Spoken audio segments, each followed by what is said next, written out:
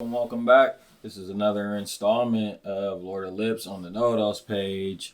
We are doing part 2 of the rundown. We just got a couple of topics we want to discuss. A wide ranging variety of topics, including the NBA playoffs, some geopolitics, some music, some hip hop culture stuff. So let's go ahead and get right into it. To start, I want to talk a little bit about the situation going on in the hip hop community. We have the ongoing rap civil war, as everyone's coined it, between, well, with a lot of rappers. At the base of it, we have Kendrick Lamar and Drake. We got Rick Ross involved, Metro Boomin, Future. We also have the likes of Lil Yachty somehow involved, 21 Savage, J. Cole, and a variety of other rappers. This resulted in it almost seems like there's a rollout going on, because there's other rappers involved. The Baby just made a comment a few days ago stating that another high profile rapper asked him if they could kind of engage in a rap beef.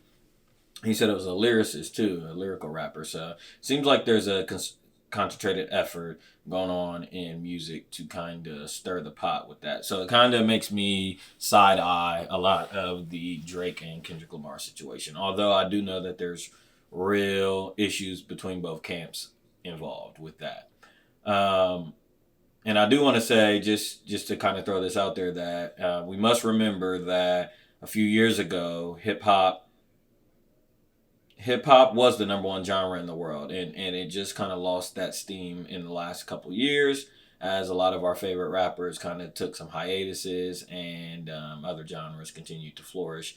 Rap kind of moved down the ladder there, so it almost seems like, and that was met with announcements of a lot of layoffs, a lot of Spotify layoffs, a lot of industry layoffs, and uh, if you guys also remember, and I'm going to touch on this later, that there was a writer strike going on, and artificial intelligence got involved, and this was years ago, so it kind of leads us to where we're at today.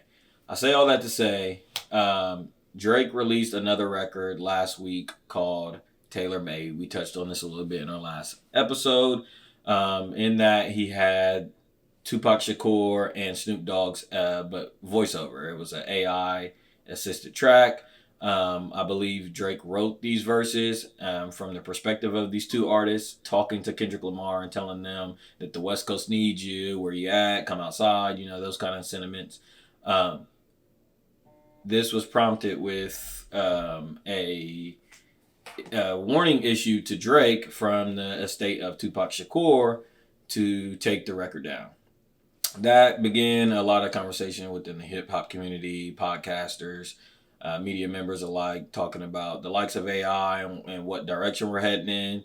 Now, in this, I think a lot of us are learning, you know, what sides people are taking. I thought it was pretty interesting to see the Tupac estate come out and force Drake to take the record down. Not only were was it listed or said that the Tupac estate wanted the record down for Tupac's likeness, Drake's inability to reach out to them and get clearance from this, um, and they didn't like the direction that could lead to. But also, they stated that Kendrick Lamar is a friend of the Tupac estate and has been in contact with the not we don't know if he was in contact with them about this situation, but just previously we know, us of that us of those that are within the hip hop community and the hip hop space know that Kendrick Lamar reached out to the estate back in 2015 to get the clearance of the Tupac interview, the famous Tupac interview at the end of "To Pimp a Butterfly" on Mortal Man, the song. That interview was cleared by the Tupac estate.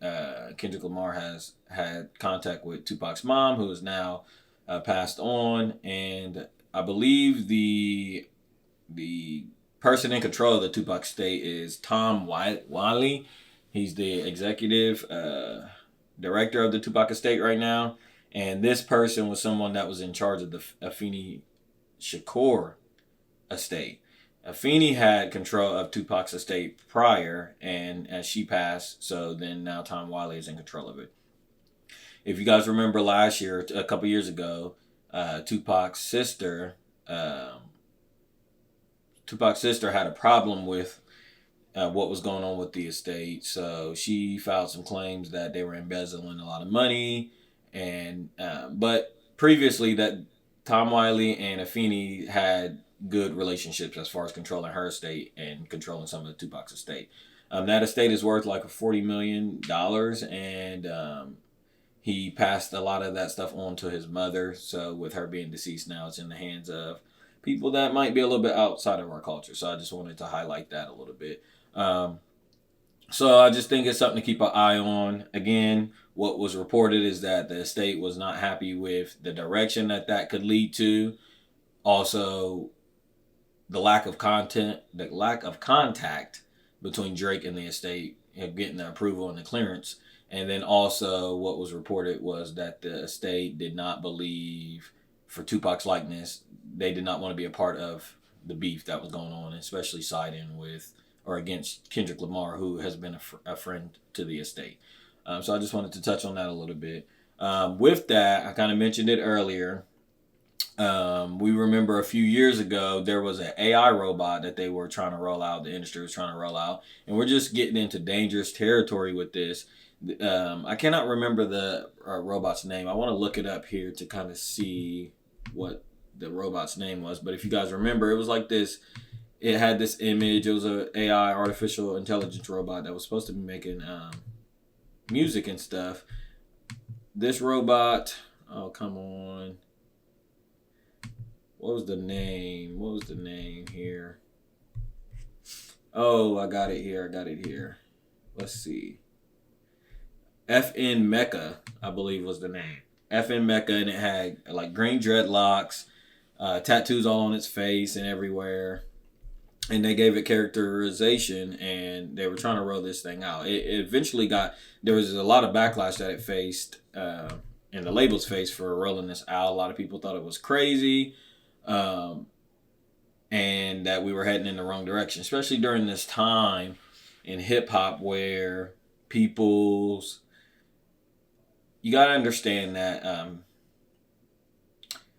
rappers have, as with the internet growing in expansion and being so vast and all information being accessible, artists today are less likely to get fucked like they were in the past.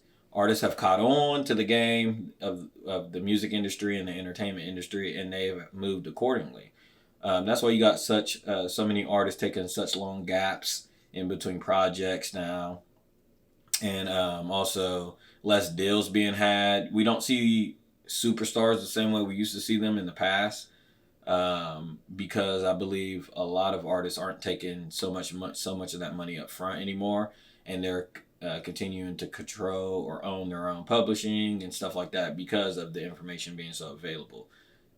So, like with that, I want to say, if the artists catch on to that, the industry is always going to be a step ahead. That's the name of the game. The industry and the people that control these things are always going to be a step ahead. So we get introduced to FN Mecca, I believe is the robot's name, the AI robot that we all hated to see. It never really transpired into much, but the fact that they had that rolled out 2 years ago tells me who knows what's in store. With that, Drake faced a lot of backlash over the past week from, different aspects. A lot of people thought that this was whack. A lot of people thought it was really creative. But a majority of people are just saying that it's a very dangerous game. And like I mentioned earlier in my previous video, we know Drake has a lot of ties in the industry. With Lucy and Grain. He has what Kanye is coining a lifetime contract with the devil. People kind of looked at it with a funny eye, seeing as Drake kind of using AI and spearheading something so dangerous. Man, when you have power like that, it's a double-edged sword where you have to be very careful on how you use it. And that's where I do commend artists like Prince, D'Angelo, Kendrick Lamar, Michael Jackson, just certain artists who have this power, but they choose to use it in such subtle ways. Because you could use it for good and you can use it for wrongdoing, and you can take the culture or that music genre in different directions just by what you do, because you're trailblazing for the people that's coming behind you. And that's to be said with Drake. He's at the top of the list. He's at the top of the food chain within the music industry, especially in the hip hop space. He should be more careful and cognizant. And this has always been one of my critiques of him, that I believe, me personally, that he's a culture vulture, because when things like this arrive, and I think he kind of showed his hand in this, when things like this arrive, and there's going to be people out there, people in the comments, oh, you take it too serious or you look too deep into things. But I'm here to tell you guys, when you're at that level and you make that amount of money, I'm not the one looking too deep into it. His team is. There's nothing that these artists are doing that's accidental or just by happenstance. These people are well calculated. It is a business, and they got it down to a science. So I say all that to say he's either being very careless. If I want to agree to your guys' terms that I'm looking too deep into, I would say, well, he's just being too careless, or I would say it's a concentrated effort and he's being backed by somebody, and this is being a pushed concentrated effort, which is the latter I tend to believe. So I just wanted to kind of touch on that again. Tupac's estate forces Drake to take that record down. Drake obliges. They gave him 24 hours. He obliged. He took the records down. They sent a cease and desist. So that's now 2 disses, 7-minute drill, and the tailor-made freestyle that has been taken down during this whole conundrum with Kendrick Lamar. So there's something to keep an eye on. I don't know what Top Dog is doing up there, and I don't know what plays, and I don't know, what kind of power Kendrick has, but it seems like at the top, behind the scenes, things are being done. I think that's pretty funny to keep an eye on that. Something else that I wanted to kind of touch on is the foreign aid that was passed this past week. Here on this channel, I would like to kind of, we want to, touch on some entertainment things, throw some stuff out there. We're going to talk about sports and hip hop and stuff like that, but I'll also like to keep people in the loop, so that way it's not just 2 eyes on the situation, but all of our eyes are on this situation and continue to be on this situation. That is one of my goals with this page and this channel, and always been one of my goals. I would like for my people, my generation, my friends, the surrounding communities to keep their eye. I said it in the last episode. You want to keep your eye on, when you play Monopoly, you got to know where everybody's at on the map. My dad always told me to keep your eye on the devil on the map. You have to know where Satan is at, so you can move accordingly. So I say that to say, our administration passes the foreign aid bill for Ukraine, Israel, and the Indo-Pacific. We'll start with the Ukraine bill. This bill took a while to pass because they sent it in. It's a bipartisan. Well, it needed bipartisan votes, but they lumped this whole bill together, and so it made it very difficult because they threw a lot of language and a lot of different things in there. Like it's 3 different aid packages that are going in this. It's also the TikTok ban, so it makes it hard for this bill to get passed because both of the parties don't agree on everything that goes along in the bill. Speaker of the House Mike Johnson touched on this, and it's a really concentrated effort for them to do it this way, where you put one thing that one party wants in the bill, and you put another thing that the other party wants in the bill, and you make them have to negotiate and decide which part, what. There has to be some give and take. So we passed foreign aid for $61 billion, more money going to Ukraine. They're just so gung-ho on stopping Putin. They do not want him to continue to march in on Ukraine and take over that territory. It's just incredible. There's a statistic out there that says it would, to solve hunger in the United States, is like $20 billion. We just needed a few $1 billion to go to Hawaii, Maui last year. If you guys remember the wildfires that happened, that they did not receive those funds. We still have the Flint, Michigan water crisis that goes on. There was derailments up in north of Ohio last year. The train derailments that with toxic chemical spills everywhere.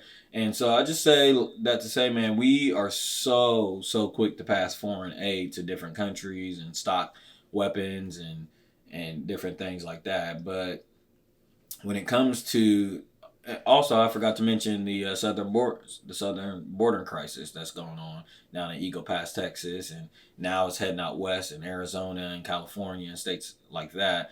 And we got the situation up east, northeast in New York. So for us to just be able to throw money around like that, but when we're having situations in home and everybody is fighting and debating within the country on what we need to do, for our Congress not to be able to pass certain aid or look at us like we got three heads and say, it just doesn't work like that. We can't just give, ourselves, $20 billion to stop world hunger and things of that sort. It just doesn't work like that. It's not that easy. But you see this bill get written up and then passed within 2 months. And it's just, such an emergency because we're just at such dire times and we cannot afford to lose any more time that this bill goes through this quick. So anyways, we passed $61 billion to Ukraine for Ukraine to continue to get their ass whooped by Putin, pretty much. I, I mean, this is just going to result in us having to send our troops over there. Like, Ukraine cannot, they obviously don't have the sustainability to outlast Russia. And that's been Russia's game plan the whole entire time that, they're going to drain this pit. They're going to drain our pockets and continue to drain our pockets, man. And, also with that, they have been a part of the axis of evil with Iran and China. So, to me, I'm not seeing how America cannot see the big play at hand. They are just draining us and draining us and draining us and draining us of these funds. And eventually it's going to come to a point where we're going to have to make a decision. And that's what's been the big debate in the country is like, when do we cut funds off for some of these countries and kind of protect our southern border and look out for ourselves? Because at some point, if we face an attack on our own soil, or if more wars continue to break out, we got our hands in too many other things at the same time. So there has to be a decisive winner of these wars coming very soon, or else we're in big trouble. As you know, the 51st state of the United States, we passed some funds to them. Israel gets more funding. I think $14 more billion is going to Israel. I'm not exactly correct. It might be a little bit more, a little bit less, but I believe it's around that. We've already given them countless of funds. We fund them year in and year out, by the way. We're their number one funder. We provide 70% of their arms year in and year out. We give them $3.8 billion every year in their defense budget.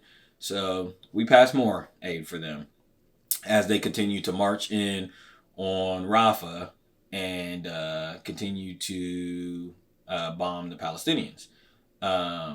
Netanyahu, or I'm going to start calling him Mr. Bibi, who is not listening to any of the red lines that Biden has drawn or any of the warnings that we have sent from our administration. He continues to do his own thing, and we continue to give them more money.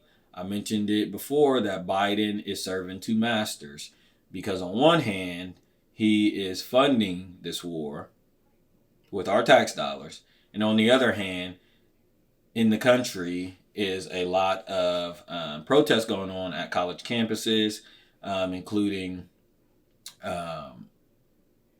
some arrests that have been made at these college campuses for anti-Semitism, hate speech, and bigotry. So Biden is under pressure with it being election year because the tides of our country has turned so much against this war that he is coming out in his speeches and sending his team are saying one thing but doing another thing. So I just want everybody to keep an eye on that we did send money. We did pass that bill. We are sending money to Israel for their ground invasion, by the way. And also, I don't know, I can't remember. I believe I touched on this in my last video.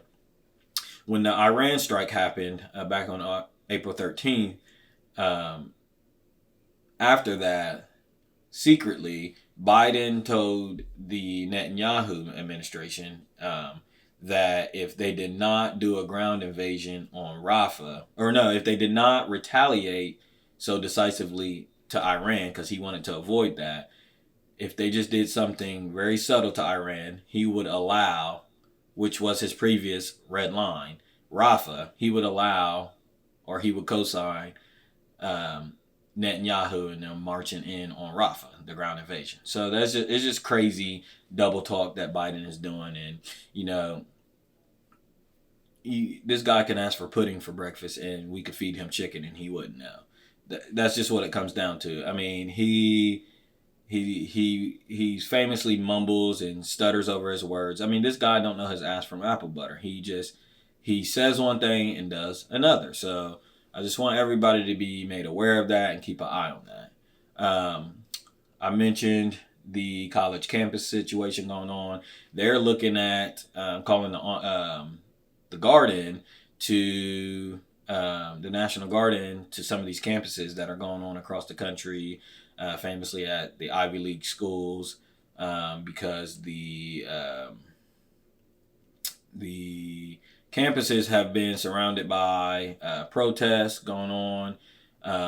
They're reporting there's been some arrests had. Even reporters have been arrested during this time, and they're just labeling it that there's anti-Semitic speeches going on. We're just in a really, really, really interesting time. I know Netanyahu made comments a few days ago saying that it's reflecting the 1930s, and he was talking about our college campuses and the anti-Semitic speech that's going on against the Jews. And I just think it's crazy for him to even be talking about our affairs when before his retaliation on Hamas happened. If you guys remember, a few years ago, we were having the same conversations. I think it was back in 2021 or 2022, where around our country and around the world, you were seeing Free Palestine pictures and protests going on. And the Israeli people were actually thinking about getting Netanyahu out of there because they were so dissatisfied with his administration. So for him to be kind of talking about our administration, it's kind of bizarre. I mentioned before that it's just very interesting that Biden freezes $6 billion of assets to Iran for hostages. Shortly after that, Iran, who usually works in their proxies, so their surrounding areas, Hamas attacks Israel.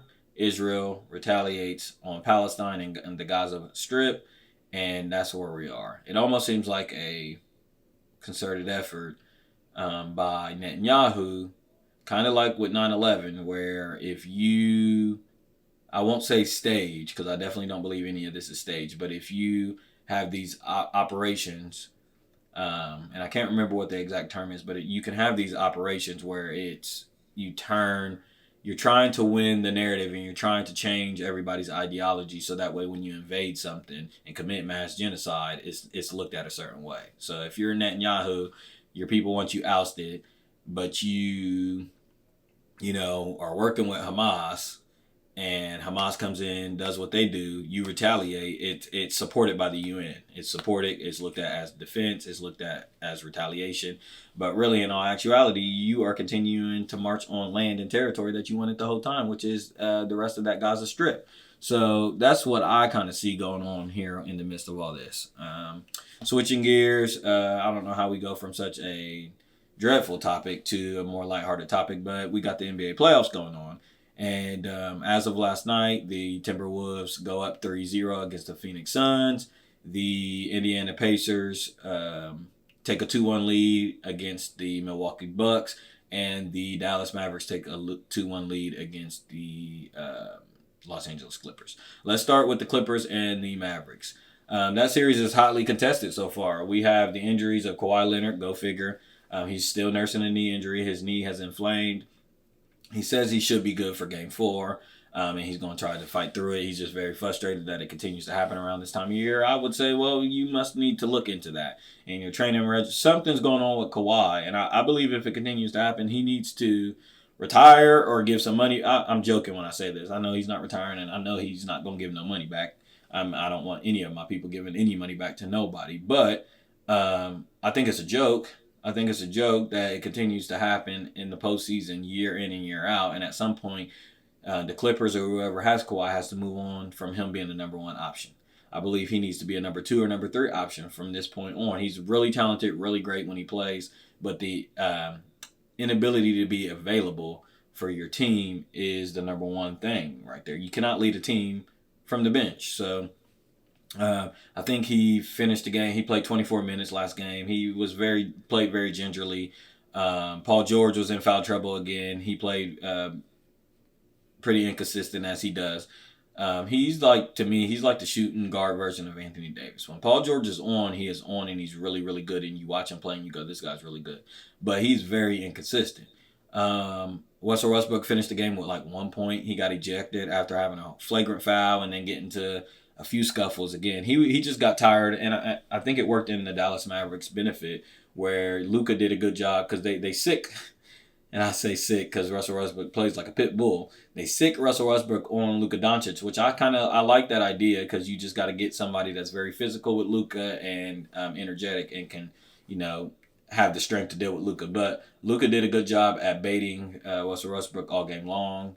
The foul in the corner where Russell Westbrook, they went to the cameras and reviewed it. Russell Westbrook almost got a second flagrant foul, but Luka did a really good job at baiting Russell Westbrook all game long. It eventually led to a scuffle between him and PJ Washington and his ejection. So if you're the Mavericks, that's a win for you. I do hate the flopping, but I know that there is a method to it. And Russell Westbrook, you have to be much smarter. You finished the game with 1 point, which was your career low. And I know that's not your role no more as far as scoring and stuff like that. You're there to kind of do whatever is needed for your team at the point. So but I think you failed to do that because you got ejected. And then the Clippers desperately need Russell Westbrook's energy. James Harden played pretty well. I think he played the best out of all of the Clippers. He finished with like 20, 21 points or something.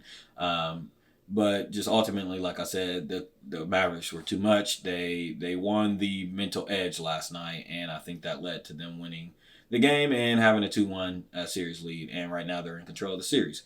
The Pacers and the Bucks. We got the Damian Lillard injury. He injured his knee earlier in the game, and then the Achilles at the end of the game, which is very concerning if you're the Milwaukee Bucks. I think the silver lining with the Bucks thing is Chris Middleton got going last night, and I think they found something out with Chris Middleton found something out as far as the coverages that the Indiana Pacers were playing. So we want to continue to see how that goes. Halliburton finished with a triple-double, and he had the game-winning and one floater.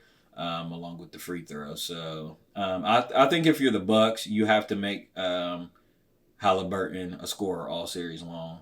You have to take away Siakam, and now Miles Turner, I think, finished the game with 29 or 30 points last night. Those players, because the Indiana relies on balance, I would take those players out of the game, and I would make Halliburton beat us. I don't believe Halliburton's a good enough scorer, especially in the playoff, since to beat the Bucks. The Bucks have too much firepower.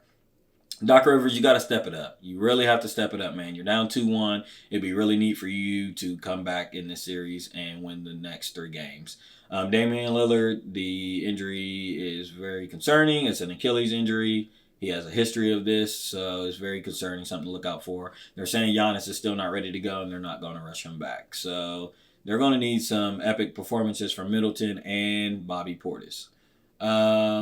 Then we have the what is the other series that was on yesterday? The Timberwolves and the Suns.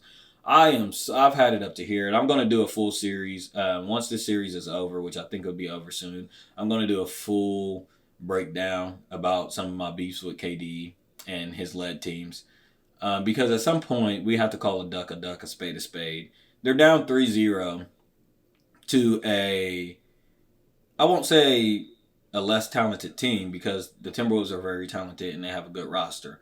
But this Phoenix Suns team has all the experience on their side, and they have a multitude of talent. They have the big three. It's another super team. If you remember at the beginning of the year, they had the quotes, I don't know how teams are going to stop us. Well, we're seeing that because you guys have failed to score over 100 points again. I mean, these guys cannot, put the ball in the hole if it was an ocean right now. And KD had another subpar game. I think he finished like 8 for 18 with 21 points or so. Like just mediocre games. And I just want to, kind of highlight to people, this is 3 years in a row for KD.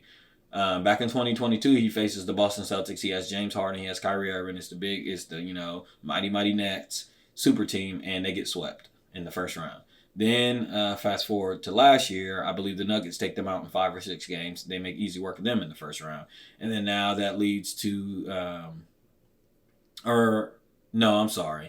they faced the Clippers in the first round, and then they face the Nuggets. They lose to the Nuggets. So, but again, we're at the edge of another first round loss for KD, and he is at the risk of getting swept 2 of the last 3 years in the first round. This time by Ant-Man. So first it was by Jason Tatum, a young up-and-coming superstar, and now we got Anthony Edwards, who is just barking on the league, man. He is a pleasure to watch, and he is a pleasure to have in this league, and I'm so excited about his future. And he has the certain energy that you just love in an NBA basketball player. So Anthony Edwards finished the game last night. I mean, he just dominated. He's the best player on the floor, and I don't even think it's close on both ends. He is just dominating both ends, and he is just giving it to KD, and they have no answer for him right now. I'll be curious to see how Phoenix comes out in Game 4. I want to see if they lay down, and that's going to tell me a lot about KD and his leadership, or lack thereof. I mean, KD is probably, I'm trying to think, out of the greatest 15 players, he lacks leadership the most to me. And that's always kind of been a knock on KD, if you guys remember, even as far back to Oklahoma City. Russell Westbrook was the vocal and the spiritual and emotional leader of that team. And then he goes to the Warriors, and this is where I give Stephen Curry majority of the credit with that. Yes, KD might have had better stats in the finals and all that stuff, but Stephen Curry spearheaded that Warriors team as he does today. And KD was only asked to just go out there and play.